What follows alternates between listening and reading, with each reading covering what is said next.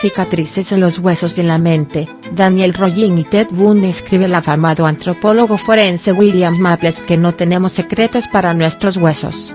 A estos silenciosos y obedientes siervos de nuestro tiempo les contamos sin rubor absolutamente todo. Maples es un estudioso del cuerpo humano, en particular de los huesos, y su labor consiste en averiguar cosas como la data de la muerte en cadáveres antiguos, el modo en que ésta se produjo y, por supuesto, la identidad de un cuerpo sin nombre a partir del contraste entre sus características físicas y la información disponible sobre el sujeto en particular.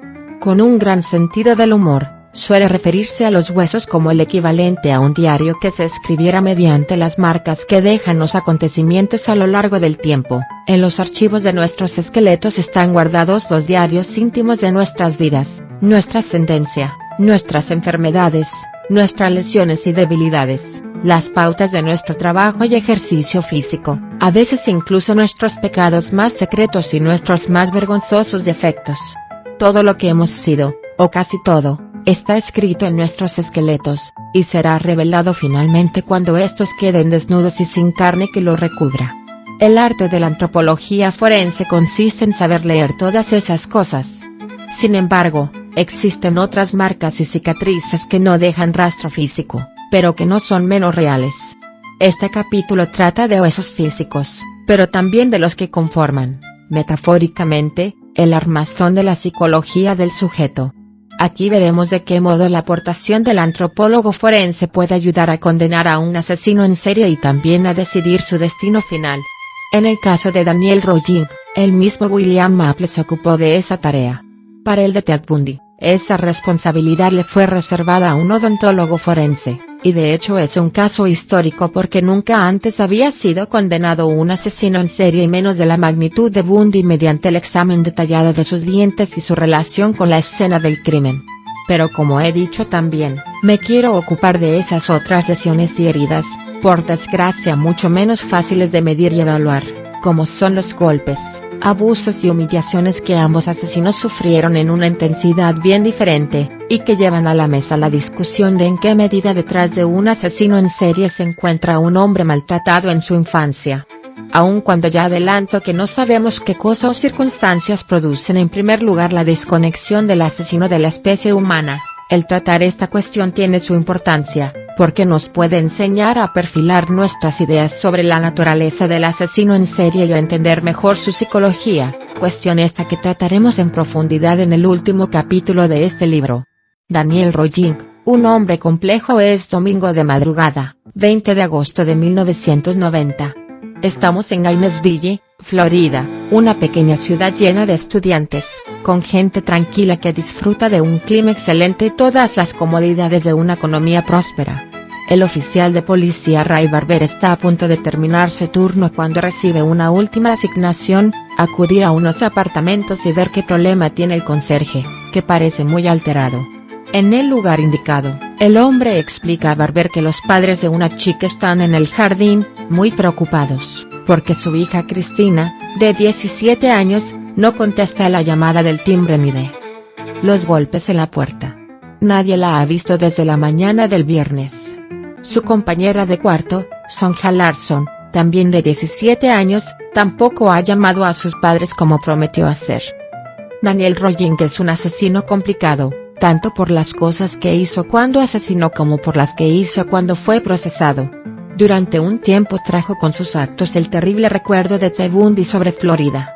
Los padres esperan abajo y Barber y el conserje suben hasta el segundo piso, donde vive Cristina. En efecto, nadie contesta a la llamada del timbre ni a los golpes enérgicos de los nudillos. Barber rompe uno de los paneles de vidrio de la puerta.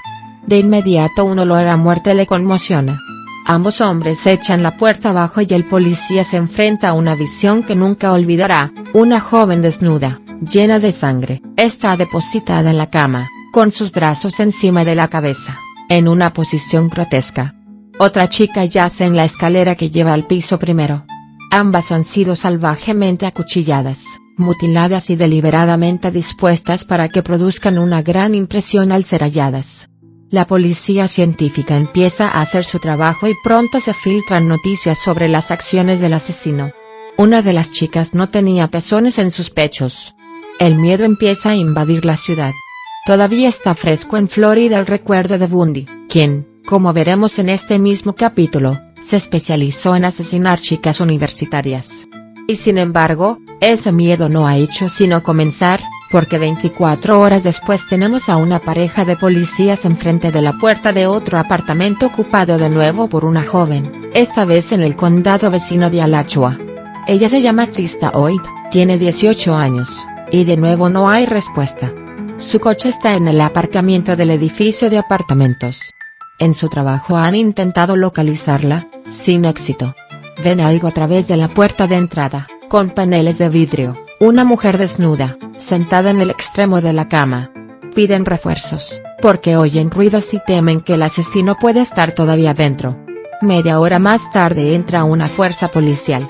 Miran en el baño, cuya ducha deja escapar una pequeña corriente de agua, miran en el dormitorio y, a la altura de un estante, se encuentran con los ojos de Krista Hoyt. Pero esos ojos no tienen vida, instalados como están en una cabeza seccionada que reposa en el estante como una figura exótica. Muy cerca está el cadáver decapitado de la chica, sentado en la cama, sus dos pezones seccionados. Un corte brutal la ha partido casi en dos, desde los huesos del pecho hasta el hueso púbico. Los policías de Gainesville y Dallas están seguros de que los tres crímenes son obra de un mismo autor. En todos los casos ha desaparecido la ropa interior de las chicas, y también se ha determinado que el arma empleada ha sido un cuchillo con una hoja de 4 a 6 pulgadas de 10 a 15 centímetros. Igualmente, averiguan que el asesino ha usado cinta adhesiva para controlar a las víctimas, aunque ha tenido la preocupación de recogerla y llevársela consigo una vez cumplida su finalidad. Las estudiantes se sienten muy vulnerables. Las chicas muertas iban a universidades diferentes. Probablemente, el homicida no las conocía. Cualquiera puede ser su próxima víctima. La estrategia que adoptan las chicas universitarias es juntarse para protegerse, aunque sea compartiendo unos pocos metros de una habitación abarrotada. Muchos padres deciden retirar a sus hijos de Gainesville. Los estudiantes varones, que al principio parecen estar seguros, pronto comprenden que están en un error. No son inmunes a esa plaga que se ha desatado. El martes 28 de agosto, a las 7 de la mañana, un amigo de Manuel Taboada va a buscarle a su apartamento. Lo comparte con una antigua amiga, Tracy Paules. Ambos tienen 23 años. Los padres de Manny, como le llaman los amigos, ven con buenos ojos esa amistad, ya que él es un buen chico y un atleta de casi 100 kilos. Pero todo eso es agua pasada, lo que importa es el ahora. Y ahora el amigo está muy preocupado porque desde el domingo nadie coge el teléfono. Cuando entra en el apartamento acompañado del encargado, que emplea su llave maestra, el temor deja paso al horror. El cuerpo desnudo de Tracy yace ensangrentado en el pasillo que comunica los dos dormitorios. Manuel está muerto en su cama, con múltiples heridas de arma blanca. Esta vez no hay mutilaciones, probablemente porque el asesino no tuvo tiempo. Sin embargo, el pelo de la chica está húmedo, y da la impresión de que su homicida lo hubiera lavado. Por otra parte, el cadáver tiene debajo una toalla.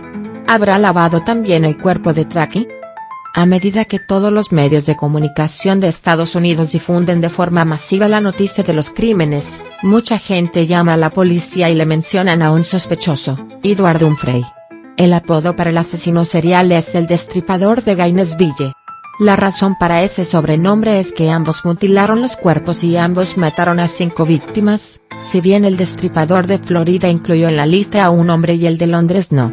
Humphrey parece un buen candidato, vivía en el mismo edificio de apartamentos que Tracy y Manuel y se puso violento cuando el encargado le pidió que se fuera debido a que era una fuente constante de problemas.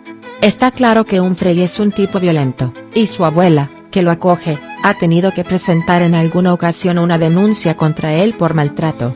Así que cuando la policía lo encuentra, lo interroga a fondo, y aunque no pueda hallar en el registro de su domicilio nada que lo vincule a los asesinatos de los estudiantes, el juez lo sentencia a cumplir una pena de 22 meses en un hospital de seguridad como consecuencia de la última denuncia interpuesta por su abuela contra él. Sin embargo, Humphrey es un falso culpable. El auténtico asesino se llama Daniel Rollin, y el 28 de agosto de 1990 casi le detienen acusado de robar un banco el día anterior. Ya ha matado a los 5 chicos, y con anterioridad ya había robado otros bancos. Cuando el 8 de septiembre se dirige a robar un supermercado, su suerte se va a acabar. Una persona ve desde la puerta exterior que Rollin apunta al cajero con una pistola, y llama a la policía.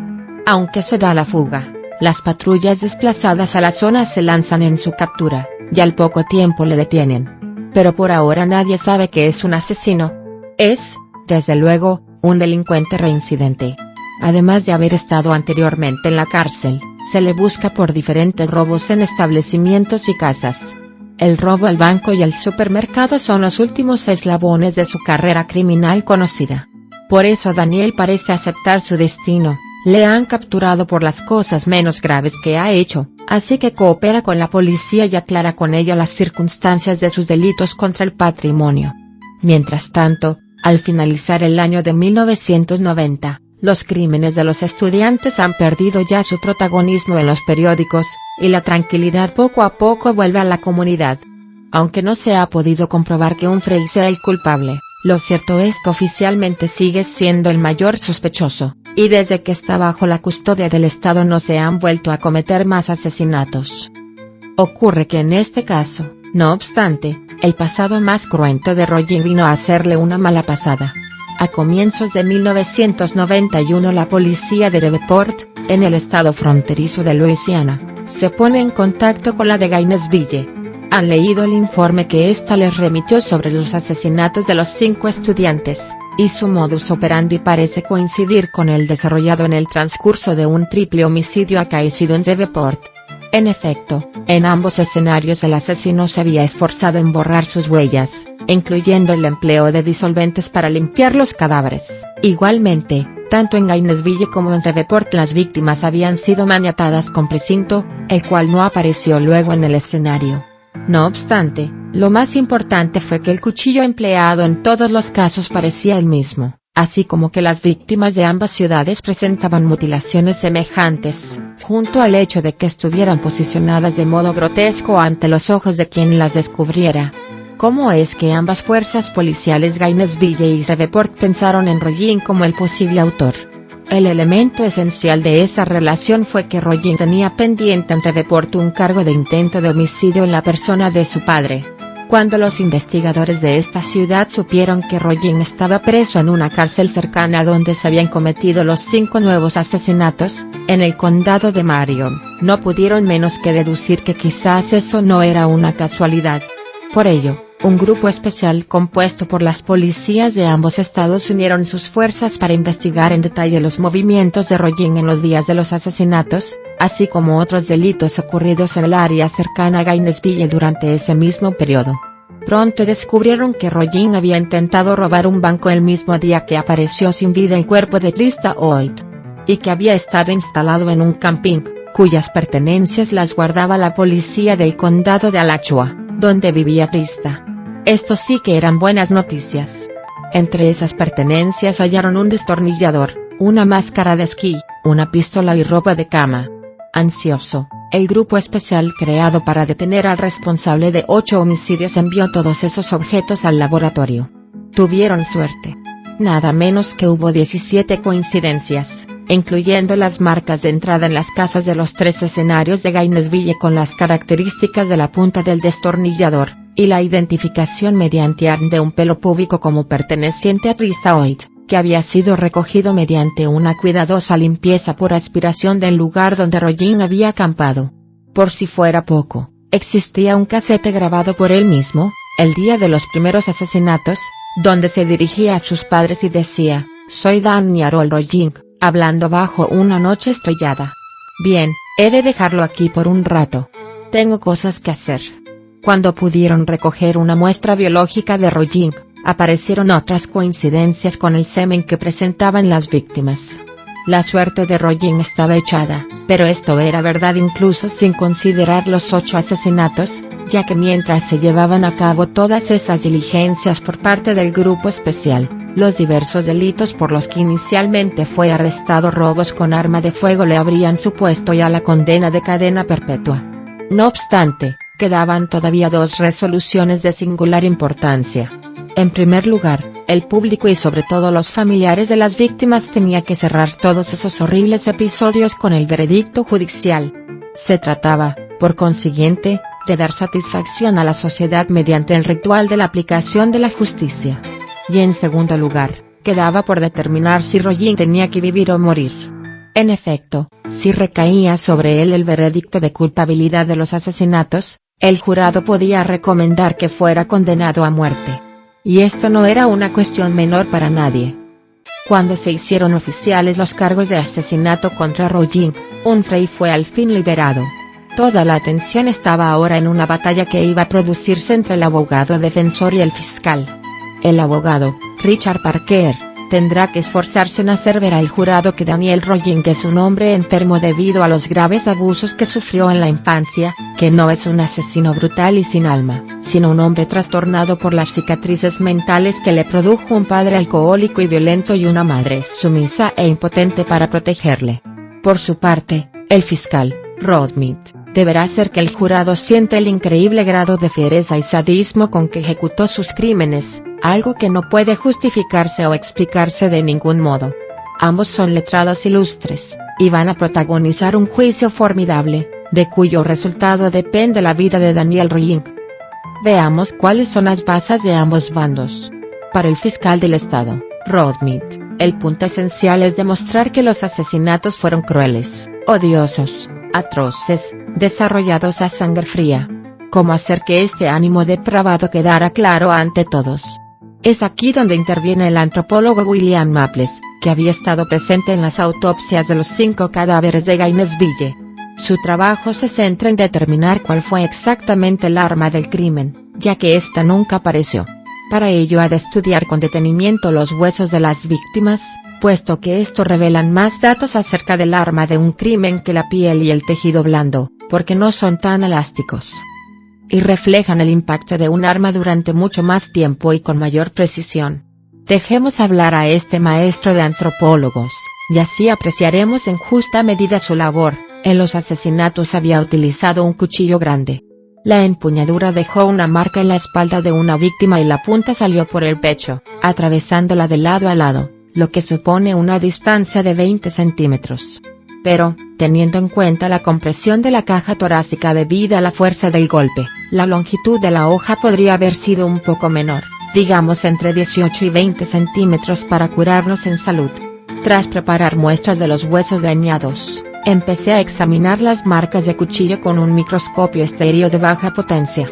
Descubrí cortes agudos de la hoja, marcas tanto agudas como romas del canto de la hoja, una marca de la punta del cuchillo en una vértebra, y una serie de heridas en los huesos que me permitieron conocer la anchura de la hoja, desde el filo hasta el canto. Hice un examen de las características. Longitud, 18-20 centímetros. Anchura, 3,2-3,8 centímetros. Un filo agudo y liso. Un contrafilo. Una empuñadura con una forma especial en su unión con la hoja. Una hoja cuyo corte transversal se asemejaba a un pentágono alargado. En conclusión, se asemejaba a un cuchillo robusto, como los que usan los militares. La hoja no era delgada como la de un cuchillo de cocina.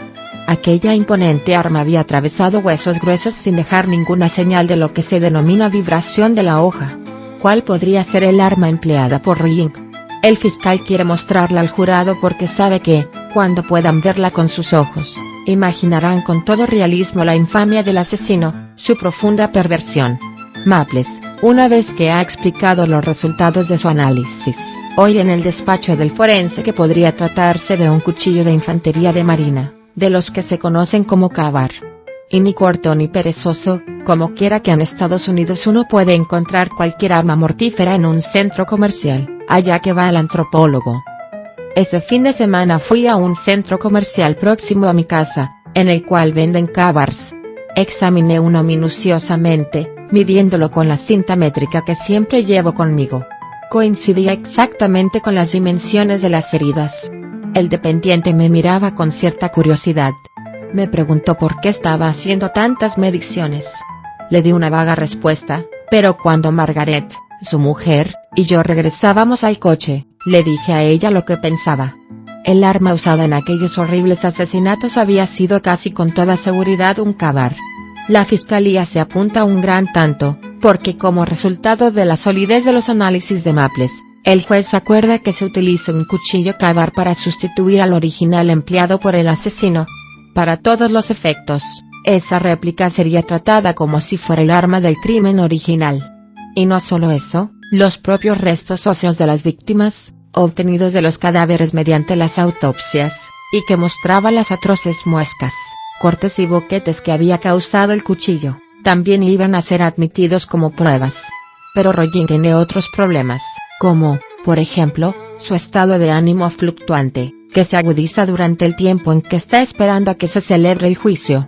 Traba amistad con otro preso, Bobby Lewis, una leyenda porque tiempo atrás había logrado fugarse de un corredor de la muerte, a quien pretende seducir para que un día le ayude a escaparse de la cárcel.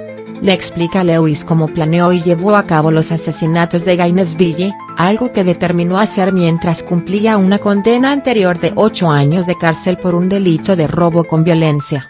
La idea que tiene Rollin en la cabeza es que Lewis le ayude a simular un intento de suicidio y, aprovechando que tendrían que sacarlo del corredor de la muerte, escaparse.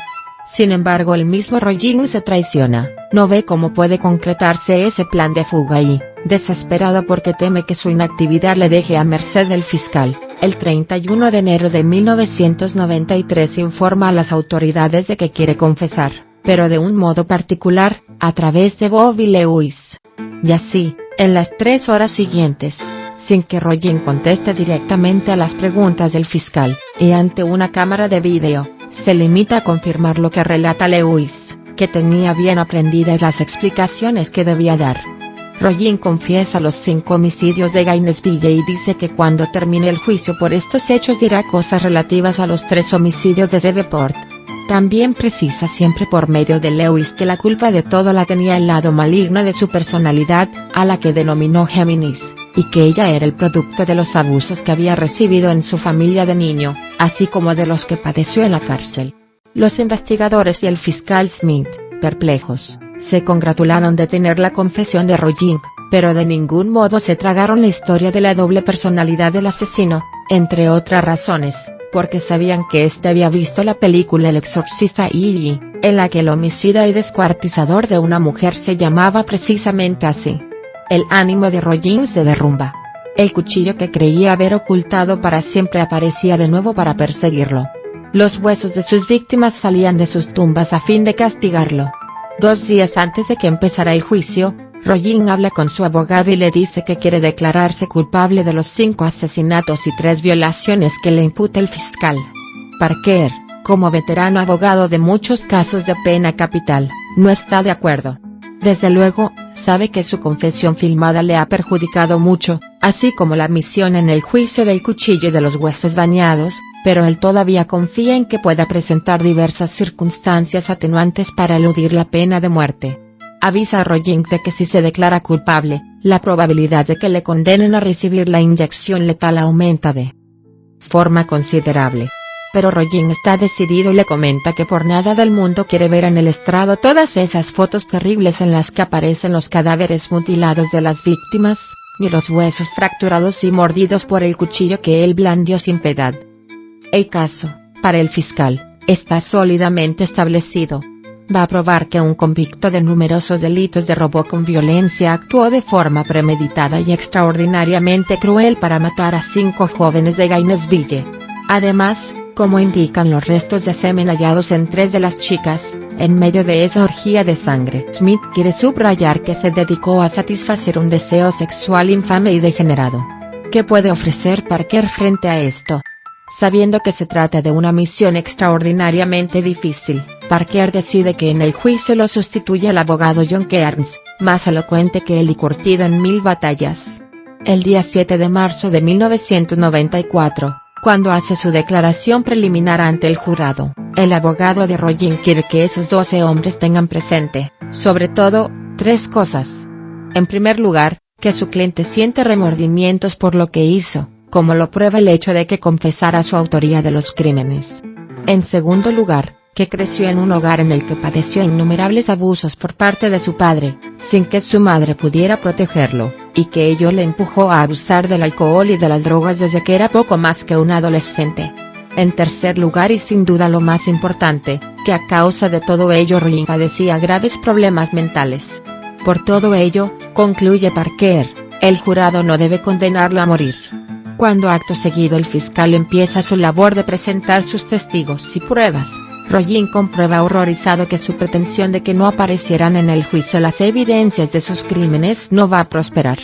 No solo Smith enseña a un jurado que apenas se atreve a mirar unas fotos estremecedoras de los chicos asesinados y mutilados, sino que les deja sentir con todo detalle que Rollin es un sádico que sabía en todo momento lo que estaba haciendo, y que se regocijaba explicando a sus víctimas antes de matarlas todo lo que iban a sufrir antes de morir a sus manos. Ahora es el turno de Kearns, el abogado de Rollin, para presentar su causa. Desearía estar en otra parte, en cualquier otro lugar donde no tuviera la abrumadora tarea de demostrar que el hombre que hizo todas esas cosas, a pesar de todo, no merece morir. Pero se recompone pronto y se presta para el combate. Quiere demostrar al jurado que, antes que asesino, Rollin fue un niño como cualquiera de nosotros lo fuimos, un ser humano inocente que fue primero víctima que verdugo. Y así, el jurado asiste a un testimonio filmado en video de Claudia, la madre de Rollin, en el que explica los horrores que ella, pero sobre todo él, tuvieron que soportar durante interminables años por culpa de su marido alcohólico, cruel y violento.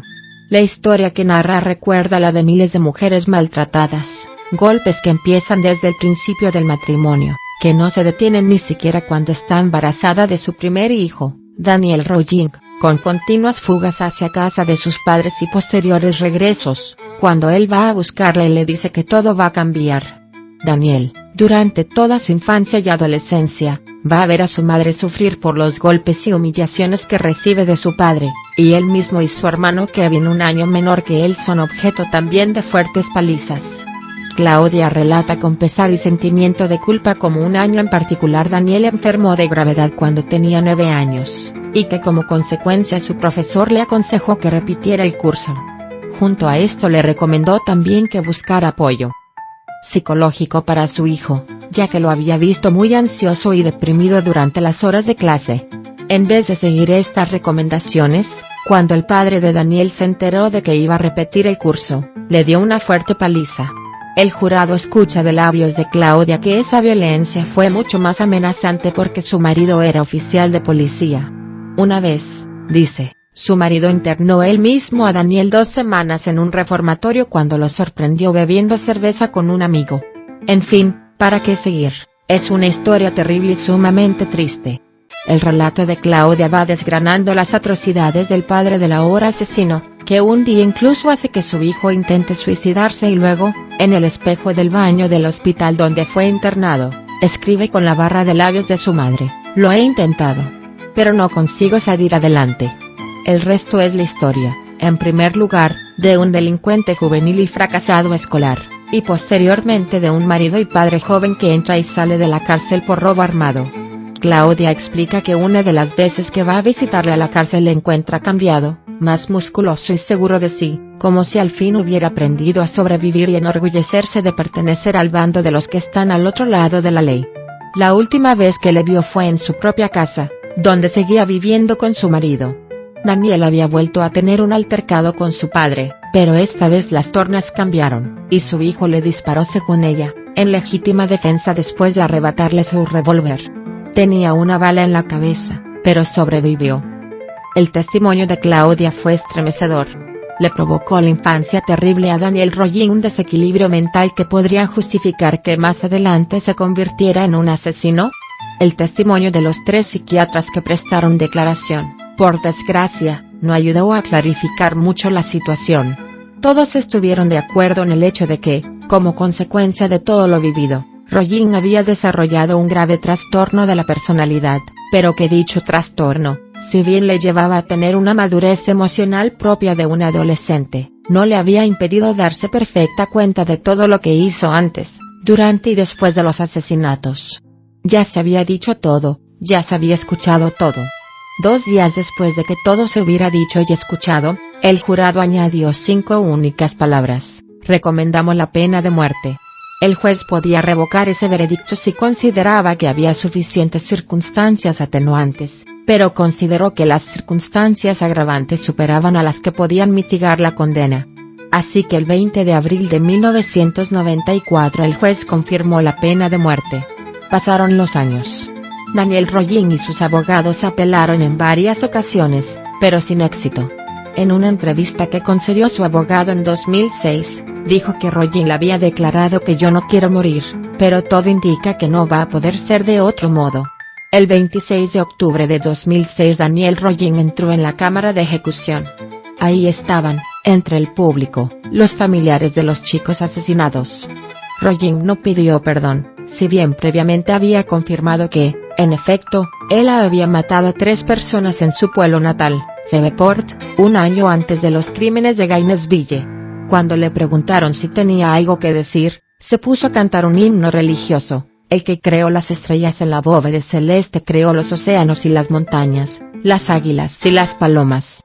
Nadie es más grande que tú, mi señor. Luego se acostó y le pusieron la inyección letal. El antropólogo William Maples no vivió tantos años. Murió en 1997, a los 60 años de edad.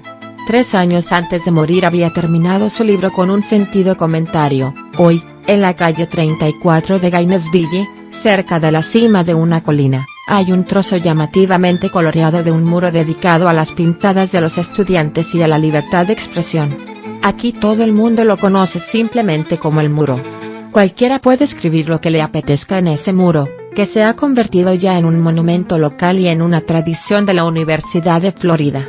La mayoría de las pintadas son alegres, tontas, cariñosas o irónicas. Pero, en medio de las declaraciones de amor, las felicitaciones de cumpleaños y los ruegos para que no se destruyan las selvas, hay en la cima de la colina un panel oscuro con los nombres de las 5 víctimas de asesinato, minuciosamente rotulados sobre fondo negro y acompañados de una sola palabra: recuerda. Si el panel se borra o se estropea accidentalmente, siempre hay alguien que lo repara y vuelve a escribir los nombres. Yo paso por delante de él 2 veces al día, y sí que recuerdo. El psicópata perfecto Ted Bundy. Bundy es la cima del asesinato en serie, como por otra parte él mismo declaró: tengo un doctorado en el asesinato serial. Nadie hasta él había pensado tanto sobre cómo matar y por qué hacerlo.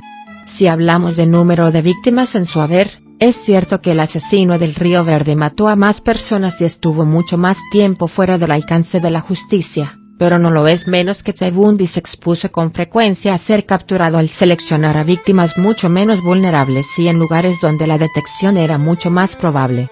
Por otra parte, si Jack el Destripador inaugura el crimen serial de la era moderna, con Bundy se inicia el presente más actual. La imagen contemporánea cultivada por el cine y la literatura le deben todo a este asesino, porque él es el psicópata perfecto, educado, agradable, atractivo a las mujeres, con un título en psicología. Lo que Ed Gein es al asesino en serie psicótico simbolizado en la película Psicosis, lo es Ted Bundy al asesino psicópata Aníbal Lecter en El silencio de los corderos. Ted Bundy es el canon del asesino serial contemporáneo. Con estudios de psicología, atractivo, encantador, dominaba los medios y se aprestó a colaborar con el FBI para ayudar a capturar al asesino del Río Verde. Precediendo en varios años el argumento de Bundy nace en 1946, en el estado de Vermont, Estados Unidos, en una institución para madres solteras. La madre es Louise Cowell, de tan solo 22 años, y su familia es seguidora estricta de la religión metodista. Después de regresar a la casa paterna en Filadelfia, los padres de Louise fingen ante la comunidad que Ted es un hijo adoptado, pero no tenemos la seguridad de que ese secreto lo fuera también para Bundy, porque las declaraciones en este punto del propio protagonista están lejos de ser coincidentes. La mayoría de las biografías de este asesino ilustre se limitan a señalar que después de que Ted y su madre vivieran 4 años en casa de sus padres, se mudan a Tacoma, en el estado de Washington, donde Louise se casa con un cocinero, John Culpeper Bundy, que da su apellido a Ted. Los años de infancia y juventud de Bundy no parecen contener nada especialmente relevante ni dramático. Es cierto que Ted sufre porque su estatus social no es el que desearía, pero nada en las biografías indica que no recibiera cuidados o amor en la casa de su padre adoptivo, o que fuera en algún sentido discriminado en comparación con los otros 4 hijos que tuvieron sus padres. Del mismo modo, no existe constancia de que la relación entre Ted y sus hermanos fuera tormentosa o negativa. Y en contra de lo que algunas veces se ha escrito, los compañeros de los años de educación primaria y secundaria guardaban de él un buen recuerdo, el de alguien popular que además obtenía buenas notas. Es cierto, sin embargo, que esta buena adaptación no siguió en los años del bachillerato, en los que Bundy se sintió aislado y tuvo un rendimiento académico sensiblemente inferior. Una vez Ted declaró que no comprendía bien las reglas que había que seguir para tener amigos, o para relacionarse con las chicas. Pero no debemos entender que Ted fuera un chico humillado o acosado por sus compañeros, sino que más bien dejó de ser un chico popular y admirado. En otras palabras, se convirtió en uno más, lo que significa que era alguien como la mayoría de los chicos de su edad. ¿Por qué sucedió ese cambio en su ánimo? Es algo que desconocemos.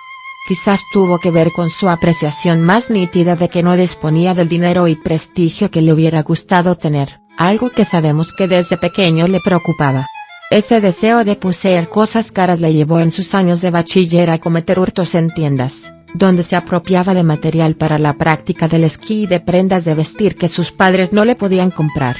En todo caso, en 1965 Ted entra en la universidad y aprueba el año introductorio sin especial brillantez, ya que sigue con su estado de ánimo confuso y sin tener confianza en sí mismo. Pero la situación cambia bruscamente en 1966, cuando conoce a Stephanie, una joven guapa y elegante proveniente de una buena familia de San Francisco, que representa todo lo que Ted anhela, aunque a sus ojos se le antoja inalcanzable. Pero tiene una oportunidad y la aprovecha, la invita a esquiar, que es una actividad donde se siente confiado y seguro, y consigue enamorarla. Stephanie estudia en otra universidad, así que Bundy pide para el año siguiente un traslado a donde está ella, y para impresionarla se matricula en un programa de lengua china. Ese curso es quizás el más feliz para él, tiene una novia guapa y con clase, la enseña a sus amigos y familiares, progresa en sus estudios. Desgraciadamente, no duró mucho. En la primavera de 1967, Stephanie se cansa de él, lo encuentra demasiado inmaduro, se aburre y rompe la relación. Cuando ella regresa a San Francisco para iniciar su vida laboral, Bundy la sigue allá, pero la estrategia no le funciona. Así que no le queda más remedio que regresar a Tacoma, a casa de sus padres, enormemente decepcionado. Antes de sacar conclusiones precipitadas acerca de lo que supuso este rechazo en la psicología del futuro asesino, es importante hacer constar que, durante el periodo feliz que compartió con Stephanie, el propio Bundy declaró años después que experimentó el nacimiento de la compulsión de espiar a través de las ventanas para intentar ver a las mujeres desprendiéndose de sus ropas. Ted refiere que, por azar, un día vio a una chica quitándose la ropa para ir a dormir, algo que le excitó enormemente, hasta el punto de que consumía mucho del tiempo libre de que disponía en esa extraña ocupación. Lo anterior no significa en absoluto que Bundy no se sintiera fatal tras el rechazo de Stephanie. De hecho, uno de sus hermanos declaró años después que nunca lo había visto tan irritado y decaído como en aquella época. Lo cierto es que, por una u otra razón, hemos de situar a finales de 1967 y principios de 1968 el comienzo de lo que los criminólogos llamamos el periodo de ensayo de los asesinatos. En este tiempo el futuro asesino en serie empieza a actuar de modo limitado al compás de unas fantasías que pueden ser nítidas o difusas, pero que sin duda se centran en el control y posesión de la víctima. Así, Bundy empieza provocando averías en los coches de las chicas, desinflando las ruedas o robando algo del motor. Nunca pasó nada, porque siempre salía alguien caballeroso en la universidad que se aprestaba a ayudar a la dama en apuros, pero Bundy mismo negó saber exactamente lo que se proponía. Según dijo, estaba intentando averiguar cuán lejos podía ir. El curso 67-68 fue otro año desaprovechado en la universidad, en el que se dedicó sobre todo a robar en casas y tiendas una cantidad ingente y variada de objetos, desde televisores a lámparas, muchas veces ayudado por una buena dosis de alcohol para darse ánimos. Además, ahora inicia otro hábito si cabe más peligroso, dadas sus futuras hazañas, se aficiona a la pornografía. Lee primero revistas como Playboy, pero pronto pasa a consumir historias donde la violencia se hace explícita, su fantasía se ve alimentada sin cesar, y nada de lo que le sucede en los años posteriores parece que puede contrapesar su deseo creciente de llegar a protagonizar un relato real de muerte y violación. Bundy sin embargo es todavía como cualquiera de nosotros. En 1970 conoce a Liz, una guapa divorciada de 24 años, con 2 hijos a su cargo. Se comprometen, y Ted pasa mucho tiempo en su casa. En ese año se matricula en los estudios de psicología de la Universidad de Washington, donde es un estudiante brillante. Un profesor escribió en su informe que Ted es un joven maduro muy responsable y estable emocionalmente. No consigo encontrarle ningún defecto significativo. Con esta apreciación no es extraño que en 1971, al tiempo que terminaba su último año del grado de psicología, empezara a trabajar como consejero en la clínica de atención a personas en crisis, de Seattle. Allí, entre llamadas desesperadas de ayuda a las que Bundy atiende con mucha paciencia y profesionalidad, conoció a su futura biógrafa Anne Rule, una ex agente de policía que se dedicaba a escribir novelas policíacas. Anne escribió en El extraño junto a mí, me gustó de inmediato. Hubiera sido muy difícil que no fuera así. Frente a los que aseguraron que en aquellos años Ted ya exhibió momentos de gran tensión y de ira, ella lo negó, y puntualizó que al menos con ella era extraordinariamente atento, siempre preocupado porque no le pasara nada cuando subía a su coche a altas horas de la madrugada para regresar a casa.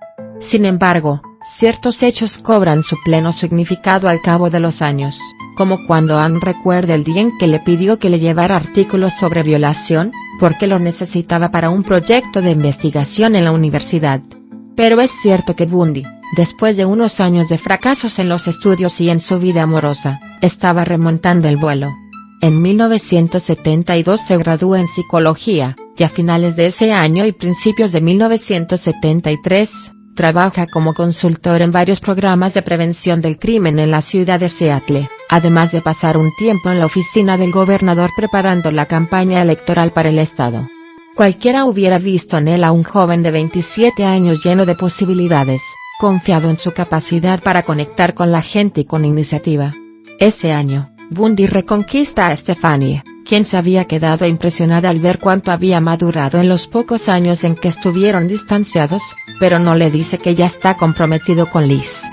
Se trata de un acto de venganza por su parte, le hace creer que se casará con ella, pero a los pocos meses la deja sin darle ninguna explicación. Esta pequeña venganza, que se concreta a principios de 1974, es ya un elemento colateral de algo mucho más grande que acaba de comenzar. El 4 de enero, un estudiante de 18 años se va a dormir a su habitación de la planta baja de una residencia cercana a la Universidad de Washington. No baja a desayunar al día siguiente, ni tampoco aparece a la hora del almuerzo. A media tarde, sus compañeros de alojamiento entran en su habitación.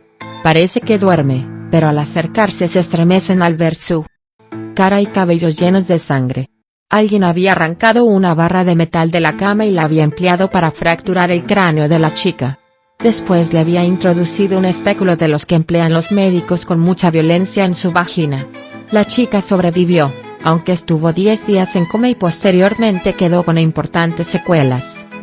Da comienzo así el proceso por el que Bundy quiere apropiarse de la fantasía que le consume durante mucho tiempo y llevarla a la realidad. Formalmente matriculado en la Facultad de Derecho, Ted va a vivir solo para matar, y va a poner en juego toda su capacidad personal y conocimientos obtenidos en esos años para lograrlo.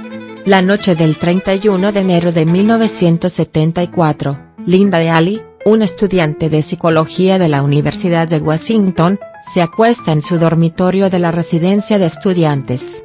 Cuando Barbara, su amiga también alojada ahí, se levanta a las 6 de la mañana, escucha que la alarma del despertador de Linda sigue sonando, así que entra en su dormitorio y, después de observar que el cuarto está en orden, lo apaga y se va. Al cabo de la jornada, regresan los otros compañeros de la residencia y descubren que nadie la ha visto. Alguien dice que su bicicleta está abajo, y que han llamado de la radio local en la que trabajaba unas horas al día a Linda para decir que no había acudido. Cuando los padres de la chica desaparecida llegan para cenar con su hija como habían acordado, deciden llamar a la policía. Los agentes registran su dormitorio y, al destapar la cama, ven una enorme mancha de sangre. En su armario está colgado su camisón, también empapado de sangre. La policía sospecha que alguien entró en su dormitorio la noche anterior, la golpeó hasta dejarla inconsciente y, después de hacer la cama, la había secuestrado. No había rastro alguno que seguir, nadie había visto nada, y no había restos de cabellos o huellas dactilares que procesar. El 12 de marzo de 1974, Donino Manson, de 19 años, salió de su residencia por la noche para acudir a un concierto de jazz que se celebraba en el campus. Nadie la volvió a ver. El 17 de abril, Susan Rancourt, que vivía en la residencia de la Universidad de Washington, había quedado con unos amigos para ir al cine, pero después de llevar su ropa al local donde estaban las lavadoras automáticas, desapareció sin dejar rastro. La policía empezó a interrogar a los estudiantes, buscando cualquier indicio que revelara la presencia de alguien extraño merodeando por la zona. 2 chicas relatan que un joven apuesto les había pedido que le ayudaran a llevar unos libros a su coche, un escarabajo, ya que tenía un brazo en cabestrillo. Por diferentes razones las chicas se negaron a hacerlo. Sin embargo, esos fueron 2 informes entre muchos, y la policía no extrajo ninguna conclusión al respecto. Mientras tanto, Ted estaba volviendo a fracasar miserablemente en sus estudios de derecho, aunque no le decía nada a su novia Liz. Esta, no obstante, recordó posteriormente que en ese tiempo Ted se había vuelto muy raro en las peticiones sexuales que le hacía, lo que incluía sexo anal, dejarse atar los brazos a la cama con sus medias y soportar un tiempo de asfixia. Los ataques referidos se produjeron en el estado de Washington. Ahora Bundy se desplaza a Oregón. El 6 de mayo no regresa a su dormitorio en el Colegio Mayor Katy Parks, y de nuevo no deja rastro alguno. El 1 de junio hizo lo propio Brenda Ball, una chica de 22 años de espíritu aventurero que sabía cuidarse de sí misma. Debido a que sus compañeros de piso están acostumbrados a que se evapore por unos días, no denuncian su desaparición hasta 3 semanas después, y para entonces no hay pista alguna que seguir. Quizás la única que está viendo algo es Liz, que descubre cosas extrañas en el coche de Ted, unas muletas, una pesada llave inglesa debajo del asiento delantero y una bolsa conteniendo ropa interior femenina. Pero ella calla, avergonzada, todavía enamorada de él. El 11 de junio, Bundy aparca su escarabajo cerca de un edificio que alberga una residencia de mujeres de la Universidad de Washington. Ted ya ha regresado al estado del mismo nombre, y ha dejado en unos arbustos, junto a su auto, una pesada palanca y unas esposas. Se desplaza con lentitud, apoyado en unas muletas, con un fardo de libros en una de sus manos. Cuando ve a una chica cerca, le pide que le ayude a llevar los libros al coche, pero todas le rechazan. Sin embargo, Georgiana Hawkins, de 18 años, acepta echarle una mano. Cuando la joven se inclina hacia el interior del vehículo para dejar los libros, Ted la golpea con la palanca, la esposa, y la deja inconsciente en el espacio del suelo que había dejado libre como consecuencia de haber retirado el asiento delantero del copiloto. A continuación se dirige con su presa hacia el campo, y cuando Georgiana recobra el conocimiento, empieza a decir a su captor que no puede ir con él, que ha de examinarse de español al día siguiente. La chica está ida, pero Ted la vuelve a golpear cuando se detiene junto a una carretera secundaria. Inconsciente, ella está perdida. Bundy la estrangula con una cuerda que llevaba en el coche y la lleva a un lugar oculto por las copas espesas de los árboles. Allí tiene sexo con el cadáver hasta el amanecer. A la mañana siguiente, en el camino de regreso va dejando caer por la ventanilla las prendas de la chica y los instrumentos que había empleado para matarla, pero a la tarde comprende que eso había sido un error y rehace el camino para recoger la mayor parte de las cosas que había arrojado. En ese proceso Bundy descubre, temeroso, que falta un zapato de la chica. Recuerda que no lo tiró por la carretera, así que debía de estar en el lugar en que la secuestró.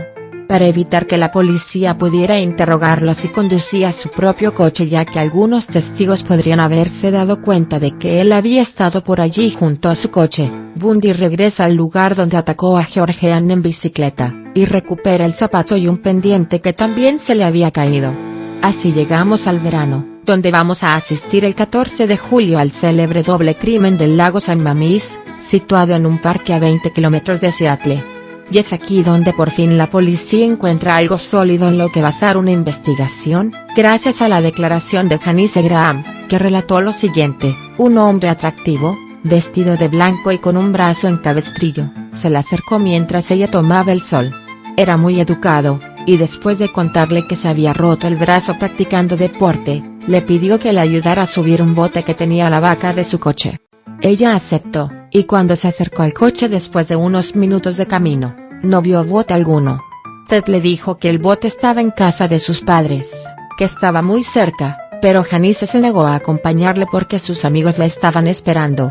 Entonces Ted se disculpó por no habérselo dicho antes, y la acompañó de nuevo en el camino de vuelta hacia el lago. Fue muy gentil todo el tiempo. Muy sincero. Era muy fácil charlar con él, declaró Janice a la policía poco después. Bundy sabía muy bien cómo seducir a sus víctimas.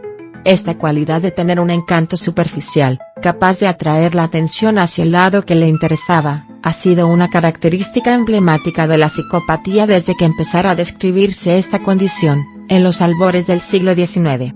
Cuando Bundy aceptó ser entrevistado por Michaud Ainsworth para el libro El único testigo vivo, accedió a dar respuesta a las preguntas comprometidas hablando en tercera persona.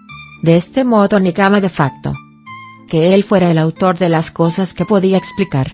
Y sobre este punto de cómo seducir a las jóvenes que luego asesinaba, declaró Bundy: para conversar con una víctima, es necesario no participar en los aspectos personales del encuentro. Debe ser capaz de hablar de forma amistosa y desenfadada, como si el asesino estuviera viendo una película.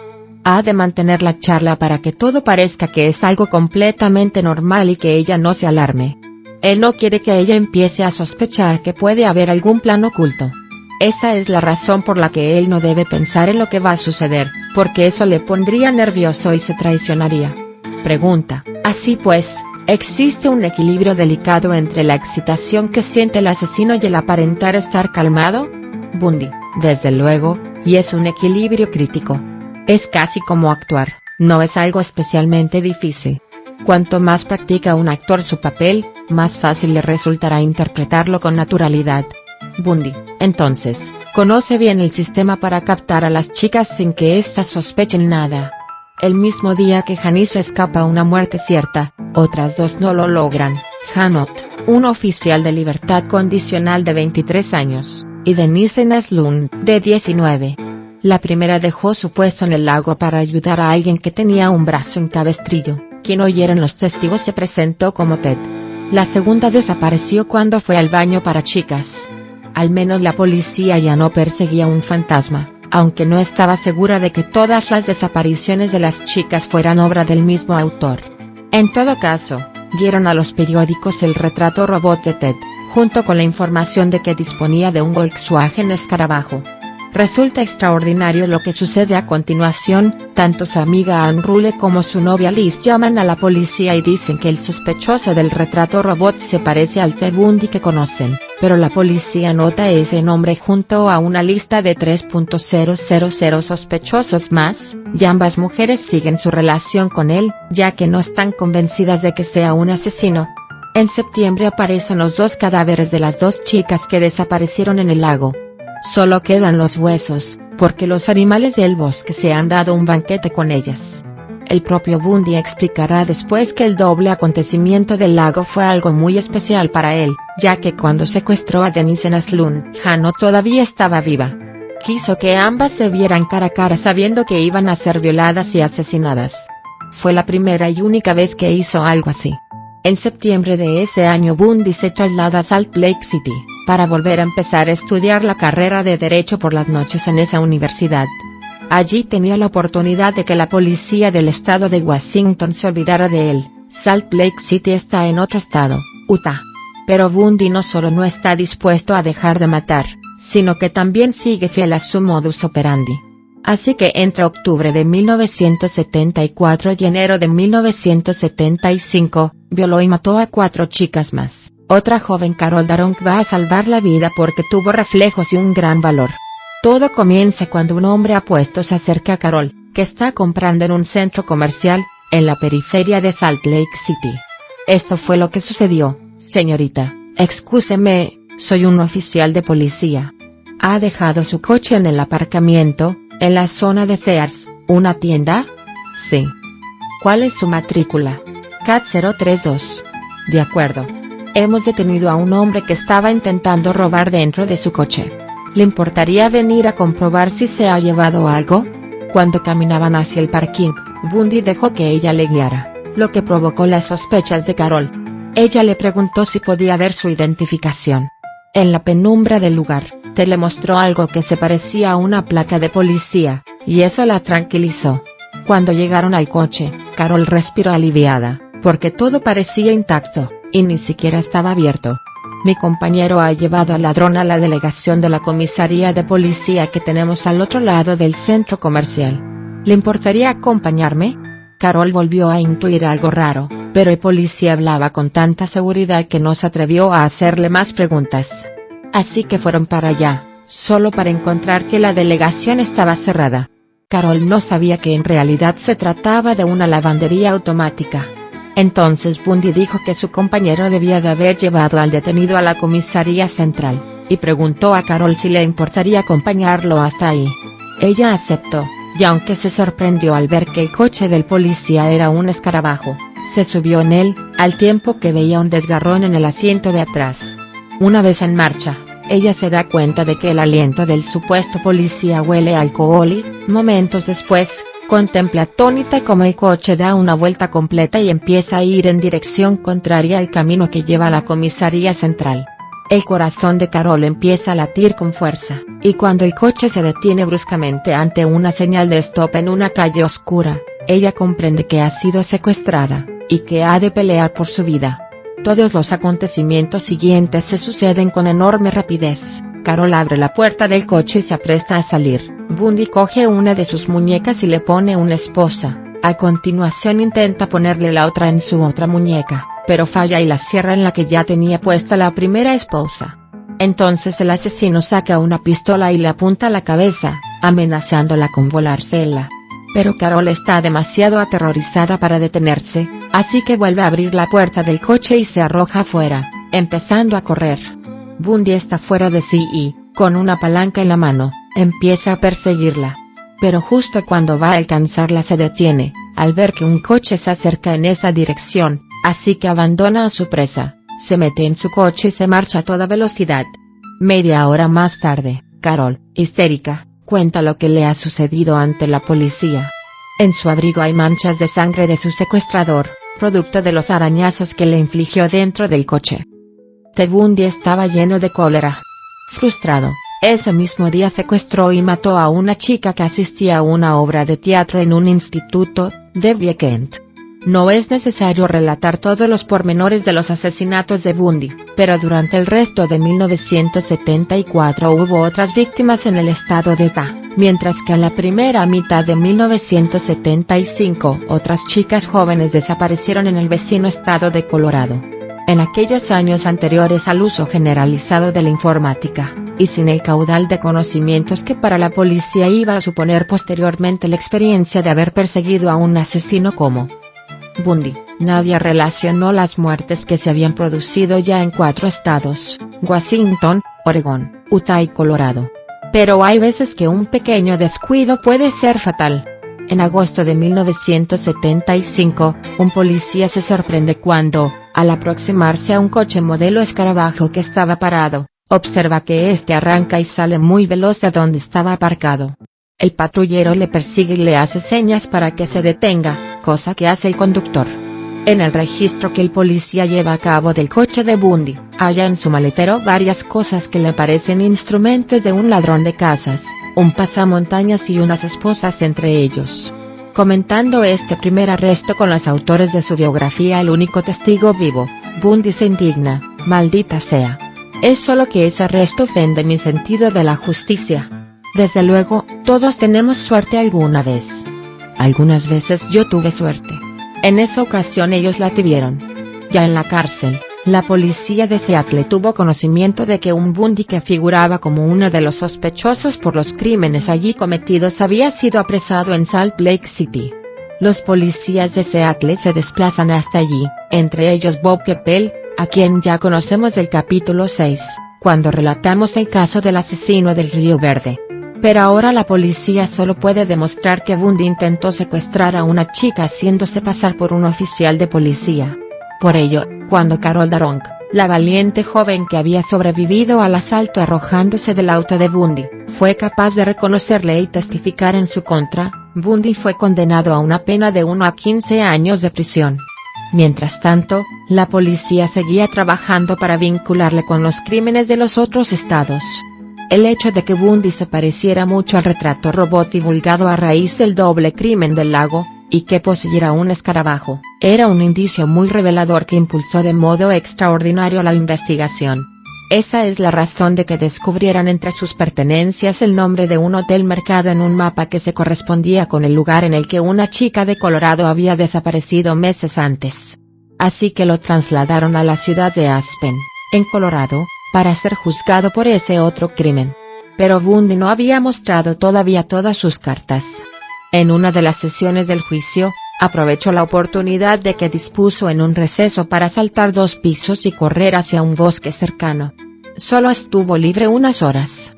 Pero meses después volvería a escapar, y desgraciadamente ese nuevo error tendría peores consecuencias, ya que Bundy se dirigió hasta Tallahassee, en el estado de Florida, alquiló una habitación en un hostal de estudiantes y se dedicó sin límite alguno a saciar su deseo de sexo y muerte.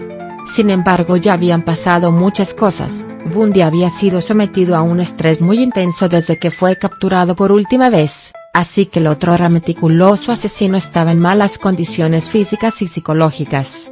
Como consecuencia de ello, su modus operandi se había deteriorado notablemente. Allí cometió los terribles hechos de la residencia de estudiantes para chicas Chi Omega. En la noche del 15 de enero de 1978, entra en la residencia por la noche y ataca a 4 chicas en rápida sucesión, ayudándose con una porra de madera. Hacía 2 años que Bundy había estado privado de libertad, entre rejas, y su deseo sexual violento le urgía como nunca. Es una orgía de sangre. Hubo 4 víctimas, 2 resultaron muertas. Una chica, Margaret Bowman, fue hallado con su cerebro abierto, debido a un golpe terrible que le había partido la frente. A la otra chica, Lisa Levy, la había sodomizado con un bote de laca para el cabello. La evidencia mostró que en el momento de su muerte Bundy le había dado un mordisco terrible en su pezón derecho, llegando casi a arrancarlo. Luego, giró el cuerpo y hundió sus dientes 2 veces en su nalga izquierda, dejando una herida con la marca precisa de aquellos. Las otras 2 chicas que sobrevivieron tuvieron graves secuelas después de recuperarse de la agresión. 1 hora y media después, todavía insatisfecho, Bundy penetra en otro hostal de estudiantes y ataca a una chica que estaba durmiendo. Sobrevive porque una amiga oye ruidos en la habitación y llama a la policía, aunque quedará sorda para siempre de un oído. No hubo agresión sexual, pero hay restos de semen en la ropa de la cama. Un mes más tarde, el 9 de febrero de 1978, secuestra y mata a su última víctima, Kimberly Leach, en Orlando, una niña de 12 años. Su cuerpo fue encontrado 2 meses más tarde. Para aquel entonces Bundy ya había sido capturado, de nuevo por conducir de una forma improcedente un coche que resultó ser robado. De nada le sirvió decir al oficial que le detuvo que su nombre era Chris Hagen. Sus huellas dactilares encajaban con las de un tipo muy peligroso, 2 veces huido de la cárcel y sospechoso de ser un asesino en serie. Florida es un estado muy duro con los asesinos. A pesar de que solo han pasado 5 años desde que la Corte Suprema de Estados Unidos permitiera la reinstauración de la pena capital en 1973, son varios ya los reos que han pasado por la silla eléctrica. Bundy empieza a tener problemas de verdad. En efecto, Bundy se enfrenta en su juicio de Florida a la pena de muerte. El cargo es asesinato de 3 jóvenes e intento de asesinato de otras 3. El acusado insiste en ser su propio abogado defensor, y el fiscal le ofrece un trato: si se declara culpable salvará su vida. Pero el egocentrismo típico de los psicópatas es un mal consejero, y Bundy se niega. No para de decir que es inocente. Este asesino escurridizo no es, sin embargo, un estúpido. La policía es incapaz de encontrar una sola huella o rastro que le vincule a los crímenes de la residencia Chi Omega o al asesinato de Kimberly. Con una excepción. Para sorpresa de la policía científica, Cuando van a revisar el apartamento donde vivía, tampoco hay huella dactilar alguna. William Gunther, de la policía científica, se preguntó, ¿qué clase de tipo vive en una casa y no deja ninguna huella?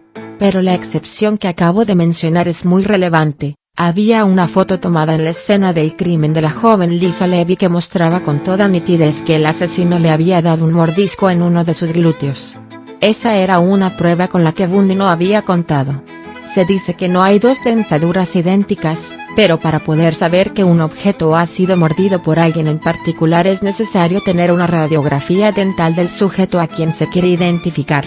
Así que Gunther le pidió al odontólogo forense de la fiscalía, el Dr. Richard Souviron, que hiciera lo necesario para poder comparar la dentadura de Bundy con las marcas dentales existentes en el cuerpo de la joven asesinada. Bundy en un principio se niega, pero después accede cuando tiene noticia de que el juez ha autorizado esa prueba, y que si es necesario van a obligarle a que permita examinar su dentadura. Así pues, Souviron comienza su tarea sacando fotos en color frontales de los dientes y encías superiores e inferiores. A continuación, empleando un espejo, obtiene una imagen de la superficie interior dental. El siguiente paso consiste en que el acusado muerda durante unos minutos una pasta maleable, que se transforma al poco en un molde permanente. Finalmente, Souviron toma impresiones de cera de cada diente y, espolvoreando material de escultor en esos moldes, finalmente obtiene una réplica exacta de la dentadura de Bundy. Todo está preparado el 25 de junio de 1979 para que Bundy pelee por su vida. No hay ninguna prueba física, salvo el mordisco, que le vincule con los crímenes. Las manchas de semen no le pueden incriminar, porque en aquellos años no existe la técnica del ADN, que sin duda hubiera demostrado que él estuvo al menos en una escena del crimen. Por otra parte, nadie le vio, así que no hay testigos que le puedan identificar. Esa es la razón por la que, al principio, Ted se muestra confiado cuando interroga a los primeros testigos del fiscal. Sin embargo, cuando el Dr. Souviron sube al estrado, Bundy palidece, sabe que allí delante tiene al único que le puede condenar a morir. Entonces, en un tono bajo y nervioso, el acusado pide al juez autorización para que realice el interrogatorio uno de sus abogados, y se sienta. Bundy mira, estupefacto, la imagen ampliada de su molde dental, que encaja perfectamente con las huellas del mordisco que dejó en una de sus últimas víctimas. La odontología forense le llevó al patíbulo.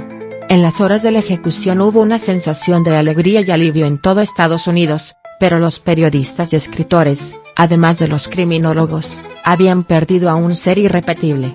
El jurado tiene oportunidad de ver la foto del mordisco, que muestra junto a la impresión de los dientes la regla que está midiendo la herida. La regla, sin embargo, se ha perdido, y la defensa aprovecha para desacreditar esa prueba, intentando que el jurado crea que ese hecho la hace mucho menos fiable. Sin embargo, Souviron contesta rápido, la regla, como se puede ver en la foto, existió, y el hecho de que se haya extraviado no altera para nada lo que puede observarse en la imagen. A continuación el odontólogo proyecta una transparencia de los dientes de Bundy y la superpone con otra del mismo tamaño que muestra el mordisco en el glúteo de Lisa Levy. Todos pueden ver que esos dientes encajan perfectamente en las marcas de la herida. La única opción que le queda al abogado de Bundy es ensombrecer la credibilidad de lo que el jurado acaba de presenciar. Abogado, ¿está usted seguro, Dr. Souviron, de que los dientes del acusado son los que realizaron esas marcas de mordisco? Dr. Souviron, sí, lo estoy. Abogado, dígame, doctor, ¿no es cierto que el análisis de la herida que deja un mordisco es en parte ciencia y en parte arte? Dr. Souviron, creo que es una forma correcta de expresarlo. Abogado, entonces, su conclusión en buena medida es solo una opinión, ¿no es así? Dr. Souviron, desde luego, se trata de mi opinión como consultor forense.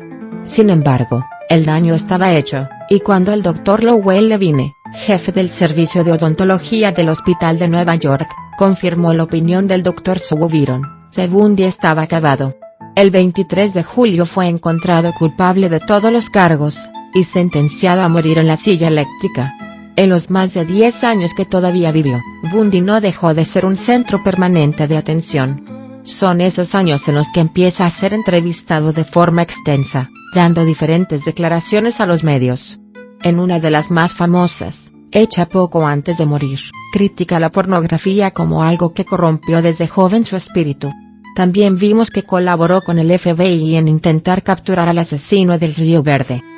Al final de sus días, la celda de Bundy registraba una cola compuesta por miembros del FBI que habían participado en la investigación de sus crímenes. Todos querían saber algo que les permitiera esclarecer los homicidios que no habían sido probados. Como ya sabemos, esos eran todos salvo los de Florida, debido a la enorme astucia de Bundy en su carrera de asesino serial, que apenas dejaba nada para poder rastrearle. Lo que parece ser la cuenta final de víctimas de Bundy, hecha por él mismo y el agente Bill Mayer, un día antes de morir, es la siguiente: 11 en el estado de Washington, 3 no identificadas. 8 en Utah, 3 no identificadas. 3 en Colorado. 3 en Florida. 2 en Oregón, ambas no identificadas. 2 en Idaho, una no identificada. 1 en California, no identificada. 30 en total. Bundy fue ejecutado el 24 de enero de 1989 y, de acuerdo con la prensa, murió con una sonrisa en la cara. Daniel Rollin dejó claras señales de su ansia asesina en los huesos de sus víctimas. Ted Bundy hizo lo propio con sus dientes en la carne de una de las jóvenes a las que mató. Esas señales llevaron a ambos a la muerte. Sin embargo, Rollin arrastró durante toda su vida sus propias cicatrices en su espíritu. No cabe duda de que su psicología debió de sufrir como consecuencia del ambiente de brutalidad y de los malos tratos que vivió desde niño hasta bien entrada la adolescencia.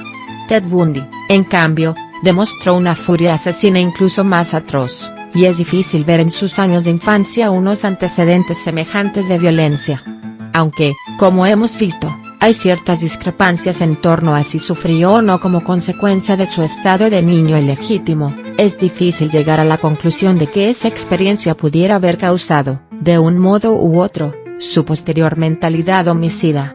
¿Qué es lo que, en verdad, puede contribuir a desarrollar una mentalidad definitoria de un asesino en serie?